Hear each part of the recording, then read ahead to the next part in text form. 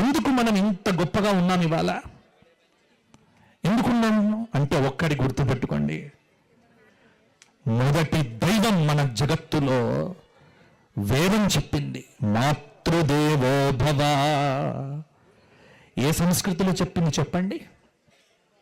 అసలు స్త్రీకి ఇంత ప్రాధాన్యమా? అరే వేదం మాతృదేవో భవ, తండ్రి గొప్ప తల్లి గొప్ప.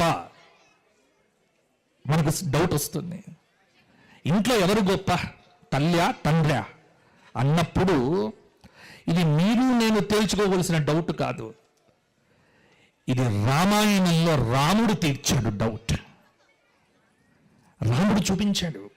ఈ రోజున మనం వేసే ప్రతి అడుగు మనకు రాముడు నేర్పిన అడుగు. గుర్తుపెట్టుకోండి, రాముడు వేసిన అడుగుల్లో అడుగు వేస్తూ కృష్ణుడు చూపించిన బోధ మార్గంలో నడుస్తూ ఉన్నంత కాలం ఈ భరత జాతిని ఎవ్వడు ఏమీ చెయ్యలేడు, ఎవ్వడు ఏమీ పీకలేడు. గుర్తుపెట్టుకోండి.